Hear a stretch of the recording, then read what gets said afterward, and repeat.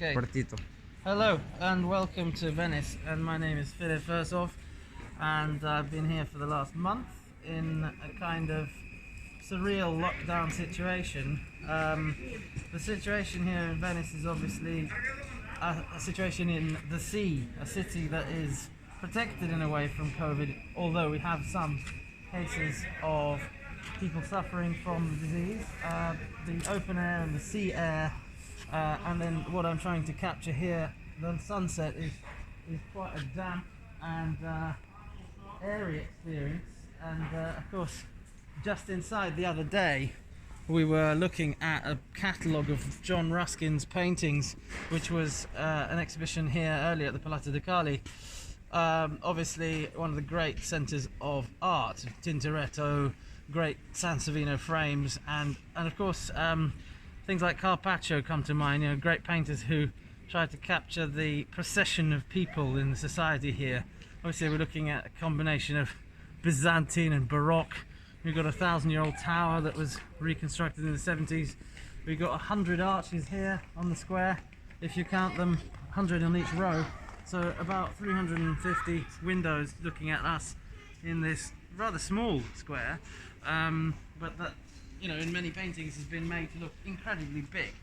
So the challenge in my composition here was to try and fit in, obviously, a campanile, which I have actually shrunken down with my artistic license, and then trying to get a sense of what it is like to work on watercolor paper, a Fabriano paper that is 100% cotton, but at the same time is very different to other watercolor paper because of its thickness. And these Japanese paints and brushes here, I'm trying to sort of get a flow, starting off in pencil.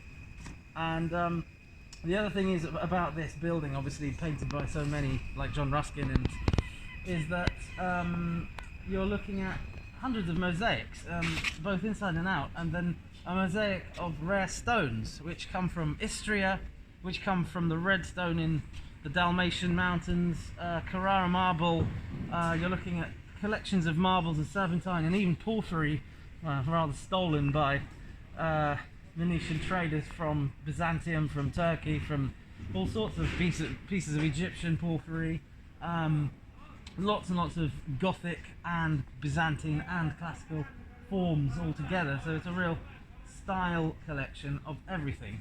The other thing too is that you've got these domes added on later into the cathedral by architects like Sansovino, trying to make something of a change, because obviously we're looking at, oh look, a purple light there, but we're looking at a collection of lights that reflect from all these golden pieces of mosaic.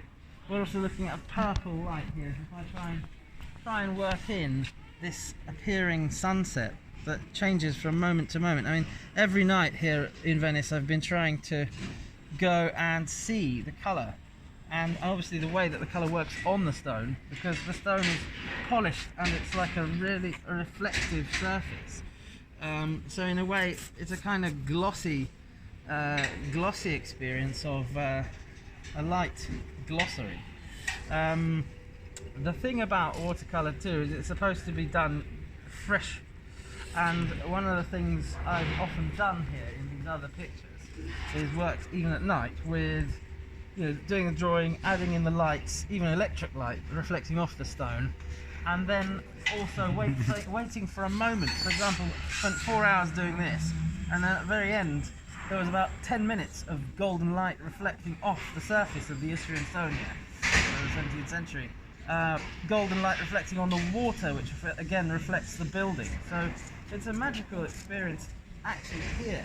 Now of course I've been painting in other cities, other places, and you know, places like England here, and Austria, Germany. This is Starnberger See, and trying to capture these moments of light within a few minutes only, really. And what I realized in doing things like this is that actually you can use paint in layers, whether it's just a little bit of white on the surface or taking white and actually working it in, and that kind of goes away from the traditional thing of using, for example, just water and paper. And here we get into this thing of a kind of anaprima, which here is a bit of ivory white, where you can actually work back, and this is sort of post-production. And you know, a lot of traditional watercolor painters would